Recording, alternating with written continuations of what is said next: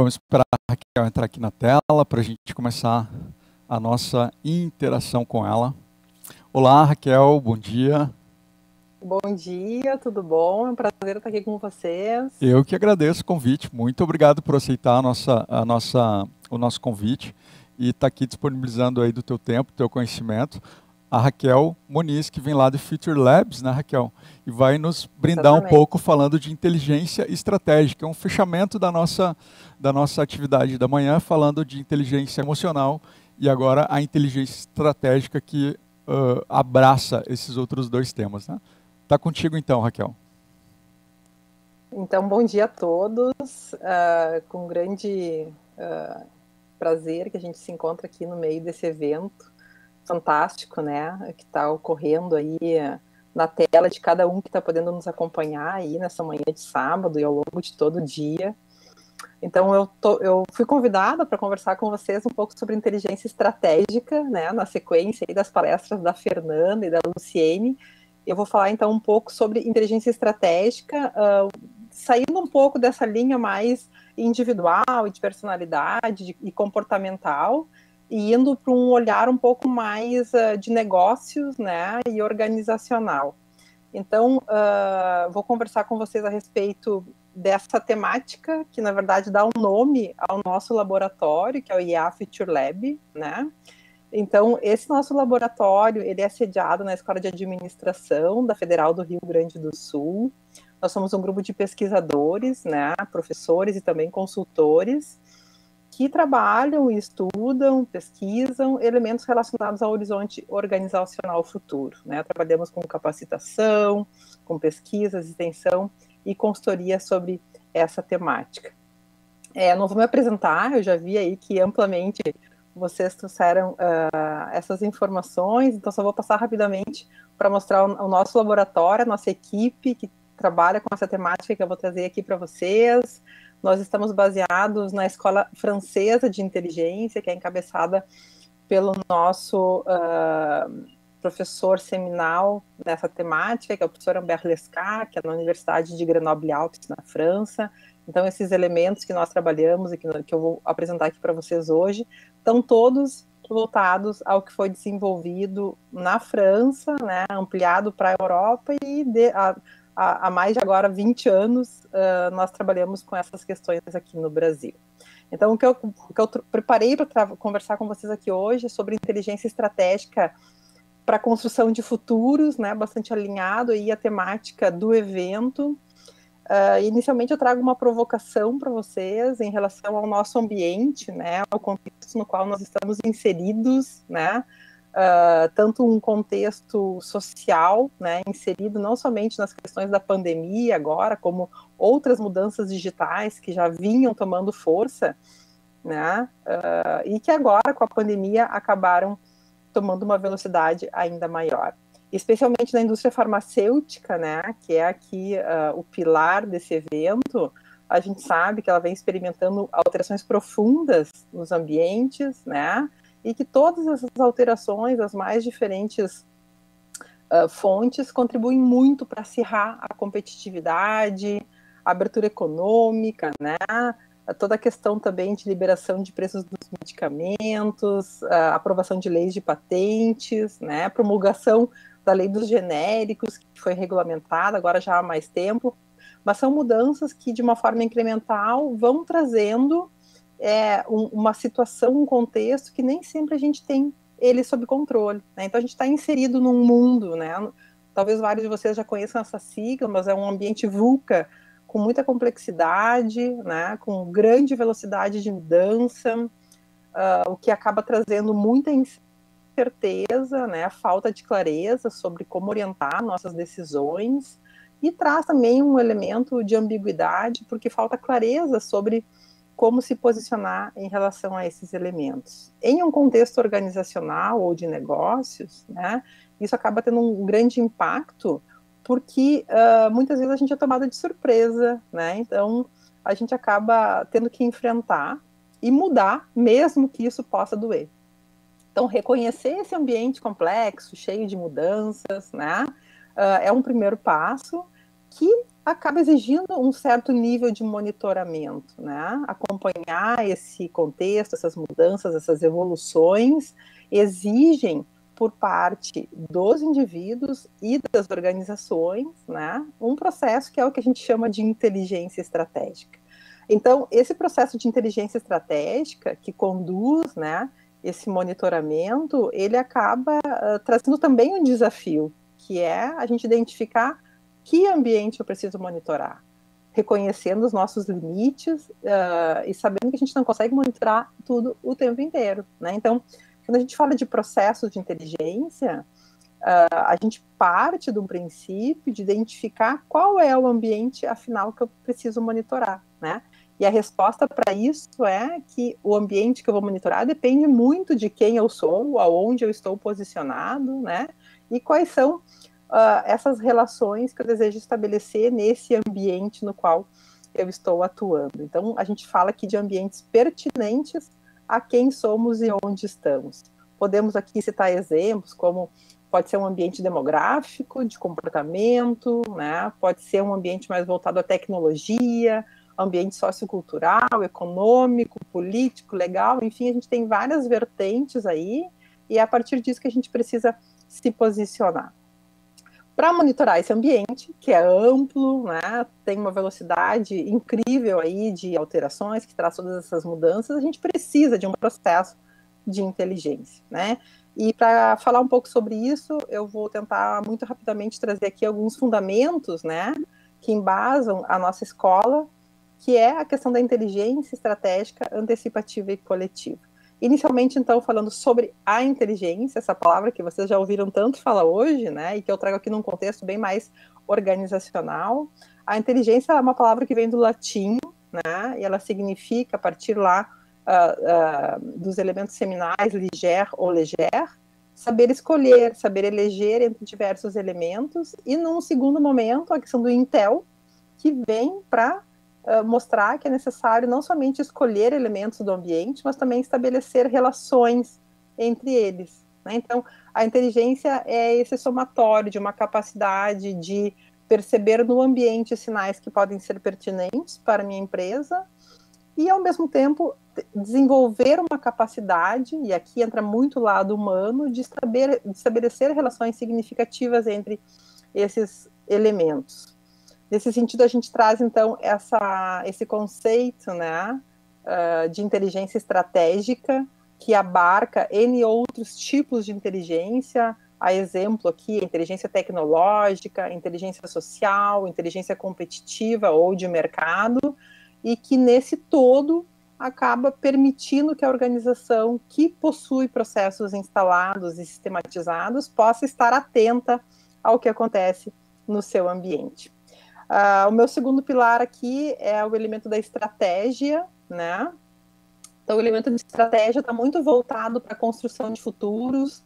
Quando a gente fala de estratégia, a gente está falando de uma orientação das decisões para o que está por vir e não somente aquilo que já aconteceu, né? Então, está muito relacionado à identificação e decisão de caminhos que eu vou seguir. Nesse sentido, é importante a gente entender o que é a palavra estratégia, que a gente ouve tanto falar por aí, né? Mas ela está muito relacionada à não repetição de fatos, à tomada de risco, né? À tomada de decisão em situação de incertezas. E para isso eu trago essa fala aqui, que eu acho muito pertinente nesse contexto, que é nunca ande por caminhos já traçados, pois eles conduzem somente até onde outros já foram, né? Então, se a gente busca um posicionamento diferencial, é importante também a gente ter essa atitude que leve a essa diferenciação. Então, nesse sentido, a gente traz o terceiro pilar, que é o pilar da antecipação, e que explica muito da escola francesa de inteligência, né? O pilar da antecipação, eu vou usar uma metáfora para tentar explicar para vocês, né? Então, a antecipação, ela significa que ao invés de eu guiar as minhas decisões por elementos do passado ou dados retrospectivos, eu olho muito mais por aquilo que está por vir, né? Porque, afinal de contas, definir o futuro é melhor olhando para frente do que olhando para trás no retrovisor. Nesse sentido, eu trago também aqui uma fala do Nick Law, que é um CCO da Publicis Group, que é um grupo francês, que fala que não há versão do futuro que pareça com o passado. Então, ao invés de aperfeiçoar o passado, precisamos construir habilidades que antecipem ou que construam esse futuro, né? Então, nesse sentido, eu trago aqui para vocês um pouco da explicação do que é, afinal de contas, essa antecipação, que não se trata aqui de olhar para uma bola de cristal, e sim de olhar para os sinais do ambiente e buscar, através de uma proatividade, criar esses futuros nos quais eu desejo estar inserida, né? E não somente reagir a elementos, a eventos que já aconteceram. Então, a antecipação é justamente isso, antecipar uma ação, né? A partir de informações coletadas no ambiente, a partir de pessoas que vão interpretar essas informações e que, a partir delas, vão gerar conhecimento acionável, né? Então, eu mudo um pouco a minha perspectiva de somente reagir àquilo que já está posto para construir e proagir no sentido do futuro que eu quero para mim, para minha organização, né? E nesse espaço onde eu atuo. Então, só para tentar pautar um pouco para vocês, a gente está aqui falando mais numa linha de perceber sinais do ambiente e não somente seguir tendências, né?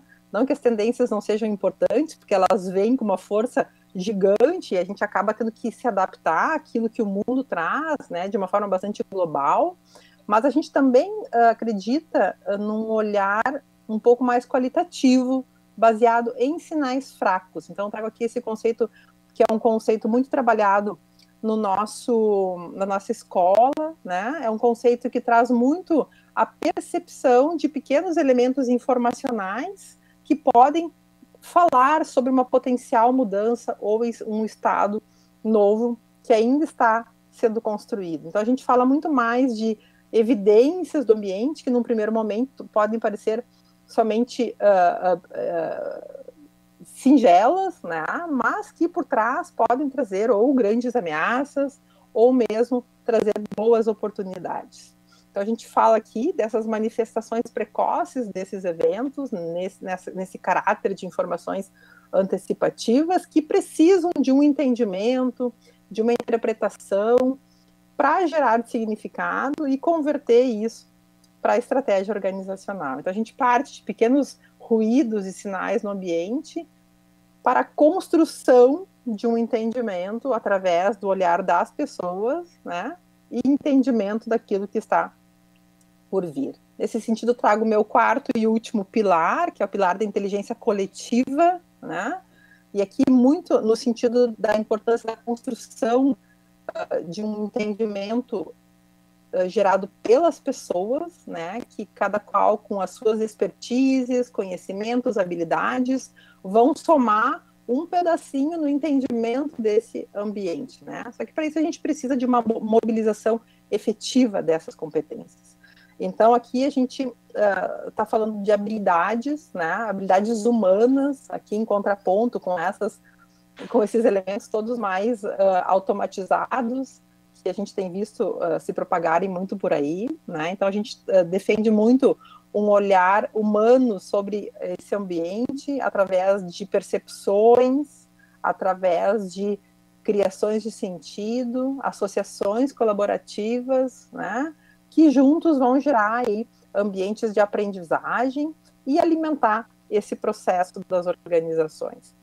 Em termos de indústria farmacêutica, só para trazer alguns elementos aqui para provocar aí vocês a pensarem um pouco, né, fora da caixa. Então, a indústria farmacêutica é uma indústria bastante significativa, né, ela está aí bastante inserida em elementos de transformação digital, né, com mudanças de foco estratégico, né, há todo um ambiente que precisa ser monitorado, tanto de patentes, de novas entidades moleculares, né, novos pedidos de licenças biológicas, exigências regulatórias, novos insumos farmacêuticos, né, e que acaba impactando aí na cadeia de valor dessa indústria, né, que envolve aí tanto médicos, pacientes, né, representantes, indústrias, farmacêuticos, e que precisam de um olhar bastante atento por conta de todas essas transformações, hoje bastante representadas aí pelas biotechs, certo? Então, em termos de indústria farmacêutica, de que forma que a gente pode ver essa inteligência estratégica inserida? É aplicando processos, né, que possam orientar práticas inovadoras em toda essa indústria, atuando nesse monitoramento do ambiente, né, na identificação de atores que são importantes para essa indústria, reconhecimento de principais influências, percepção de como que os principais agentes estão atuando e como é que a gente pode transformar essa percepção em um ativo organizacional, sempre com um olhar de desenvolver soluções inovadoras e buscando efetivamente essa cultura de inovação. Então, a gente defende a inteligência como uma inovação de processo, né? E também a inteligência como gerador de inovação, num ciclo que se alimenta e que retroage de uma forma bastante constante. Então, é nesse sentido que a gente tem uma atuação dentro do nosso laboratório, né, através de métodos e processos que são desenvolvidos, então, baseados em ciclos que permitem processuar esses olhares para o ambiente, né, muito baseados em coleta de dados e uso de tecnologia para facilitar tanto a coleta quanto a percepção e colaboração das pessoas, né, para essa geração de inteligência, e tendo as pessoas como principal pilar, né, que vão estar na origem dessa percepção e na conversão desses elementos. Então, trouxe aqui algumas provocações para vocês, e agradeço mais uma vez a oportunidade, e estou disponível aí para aqueles que tiverem interesse em conversar conosco. Muito obrigada. Joia. Raquel, muito obrigado pela tua excelente fala. A gente chama nada menos do que Fábio Rios para fazer as vezes de comentarista na tua palestra, e deixar contigo, Fábio, o que tu consegue contribuir com essa fala brilhante da Raquel. Legal. Em primeiro lugar, muito obrigado pela oportunidade. Prazer imenso falar depois da Raquel. Então, prazer e complexidade, né? Em conseguir dar uma concatenada em todos os pontos aqui.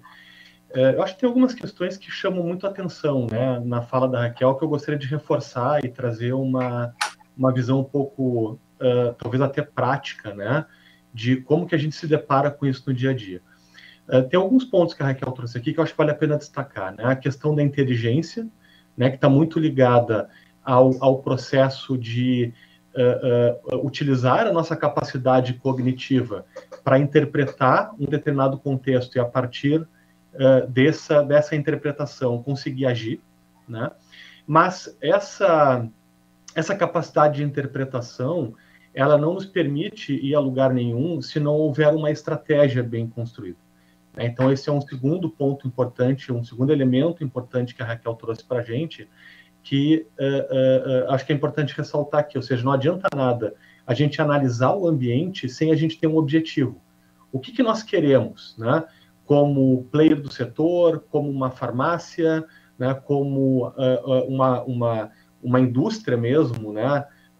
Farmacêutica, um laboratório, enfim, o que nós queremos exatamente para fazer a diferença. Depois disso, a Raquel trouxe a questão da antecipação, né? E a antecipação, ela está muito ligada a gente conseguir fazer antes, né? Então, quanto mais a gente puder, ao observar esse ambiente, à luz dessa estratégia, dessa necessidade que nós temos aqui em tomar decisões, quanto mais a gente conseguir colocar os nossos radares para captar esses pequenos movimentos que estão no ambiente, melhor ou mais rapidamente a gente consegue tomar a decisão. E o quarto elemento que a Raquel trouxe também para a gente, que é interessante a gente colocar nesse contexto, é o da coletividade, né, que está muito ligado às pessoas.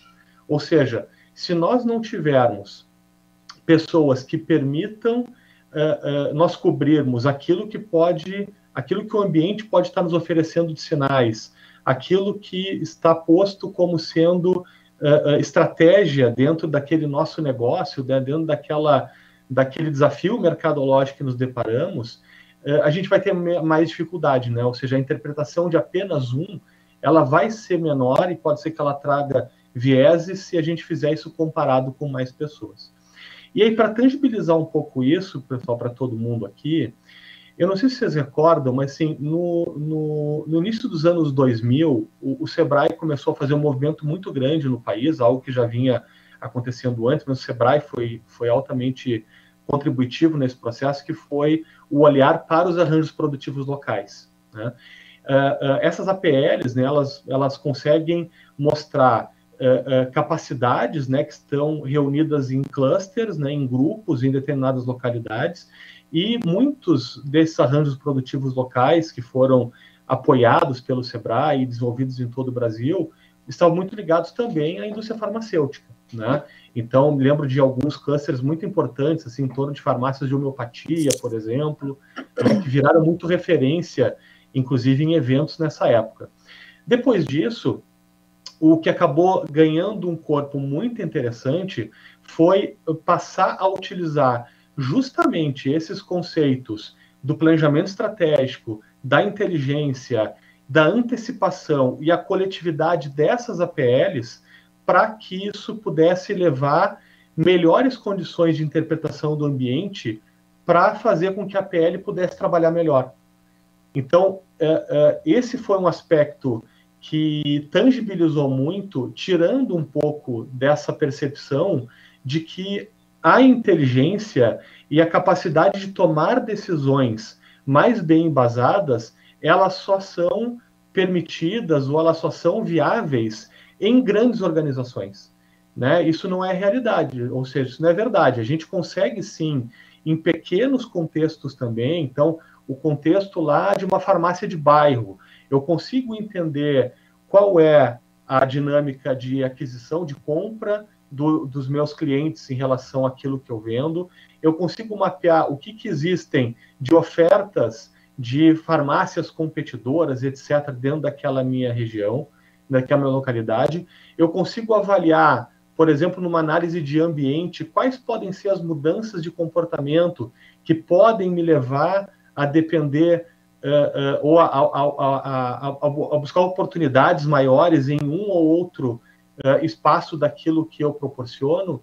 Então, o que eu queria trazer aqui como mensagem, né, para essa fala da Raquel, é que tudo isso que a gente viu, né, e que traz aí algumas palavras que parecem mais complexas no primeiro momento, elas podem sim ser utilizadas, e existem inúmeros cases muito interessantes de utilização dessas práticas dentro do setor farmacêutico, não só nos grandes laboratórios, mas em laboratórios médios, pequenos, inclusive nas farmácias, né, e nos pequenos laboratórios locais. Então, é claro que isso é um tema que precisa de algum mergulho, né, para que quem queira ou experimentar, né, possa estar preparado para isso, mas realmente não tem nenhum bicho de sete cabeças. E para encerrar a minha participação aqui, eu queria trazer só a boa notícia de que o setor farmacêutico, né, dentre boa parte dos setores da economia que nós temos, está entre os mais organizados em bases de informação, né? Então, isso, sem dúvida nenhuma, favorece a que associações, entidades e outros atores importantes do contexto tenham conteúdos e informações e conhecimentos que podem ajudar em inúmeros níveis.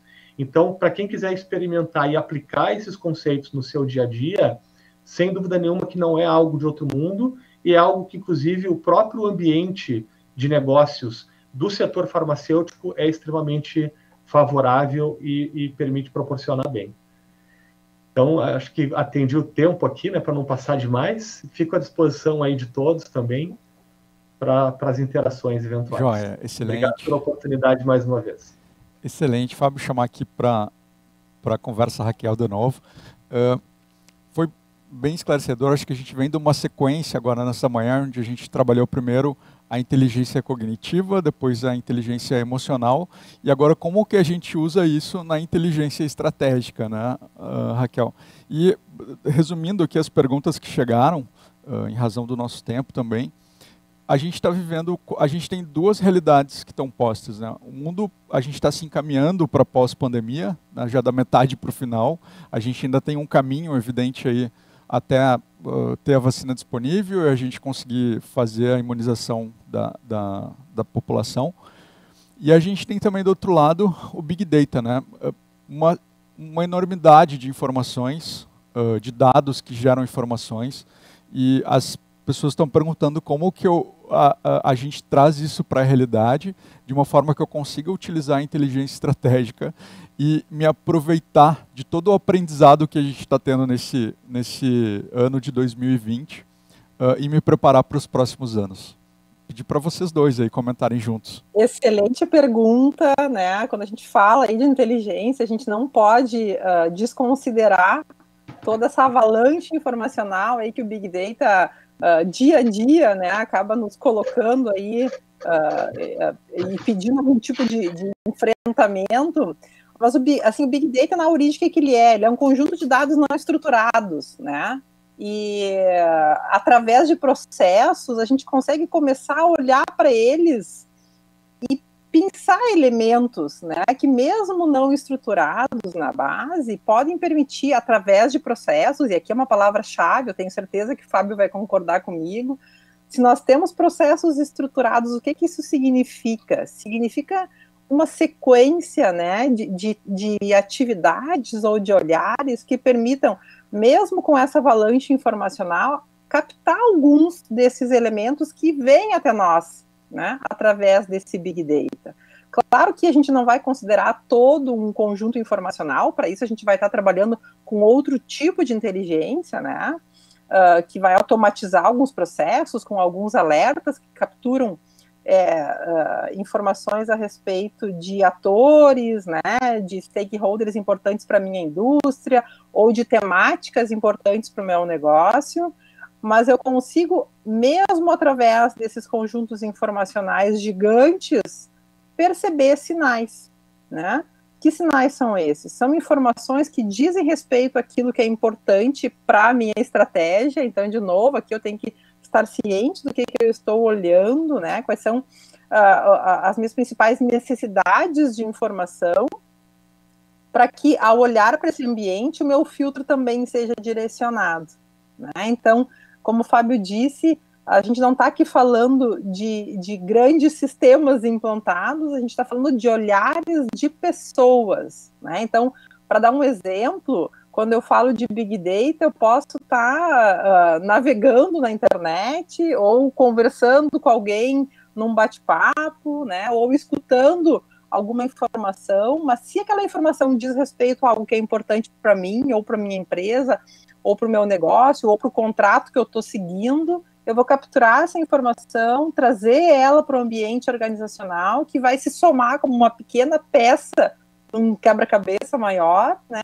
E permitir que esse olhar coletivo interprete esse conjunto de pequenos sinais e identifique ali ou não alguma coisa que seja pertinente, né? Eu posso estar ali percebendo um movimento que está se iniciando, uma aquisição, né, uma nova tecnologia aí que vem impactar muito forte a minha indústria, um novo medicamento, né, ou todo esse movimento que agora tem, né, de pequenas indústrias fornecendo ou se tornando terceirizadas de grandes players da indústria farmacêutica. Então, eu vou ter que definir o que eu quero olhar, né, ter um pequeno aprendizado para tornar processual isso, e depois beber de todas as informações que diariamente chegam até nós. Bacana, fazer um rápido complemento ao que a Raquel falou. Eu achei extremamente perspicaz a pergunta, né? Ou seja, quem a fez conectou super bem o conceito da inteligência estratégica, antecipativa e coletiva com o conceito de Big Data.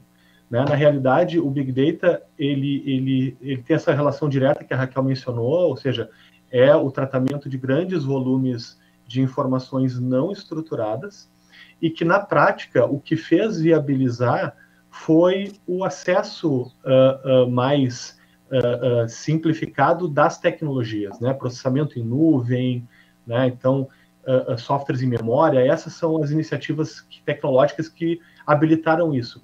Mas, na prática, para que a gente possa aplicar o conceito de Big Data, gerando resultados com ele, é preciso de algum processo de negócio. Ou seja, se eu não tiver com muita clareza as perguntas que eu preciso responder, né, das inúmeras decisões que eu vou tomar no meu negócio, ou seja, quem é que está me tirando vendas, como eu posso expandir, para que lado eu posso crescer, o que meu cliente vai querer daqui a pouco, enfim, todas essas questões ligadas ao negócio, elas são perguntas que organizam, né, permitem a organização de processos de monitoramento. E o Big Data, ele vem como uma tecnologia, na realidade, para fazer com que o que seria talvez a capacidade humana de uma ou algumas poucas pessoas, né, a gente consiga dar uma escala, na realidade, hoje infinita. Ou seja, a gente consegue pegar toda e qualquer base informacional em volumes enormes e jogar no mesmo ambiente para, a partir dele, conseguir analisar a informação. Mas se eu não tiver as respostas, se eu não tiver as perguntas adequadas para aquilo, dificilmente eu vou conseguir extrair dessa volumetria aquilo que pode nos ajudar no que é efetivamente necessário. Espetáculo, gente. Foi muito relevante a participação de vocês. Acho que fechou com chave de ouro a nossa primeira etapa do SDF 2020. Quero agradecer a disponibilidade de vocês e vamos dar sequência aqui na nossa atividade. Obrigado, a gente se fala. Gente, espero que você tenha gostado dessa primeira parte da manhã.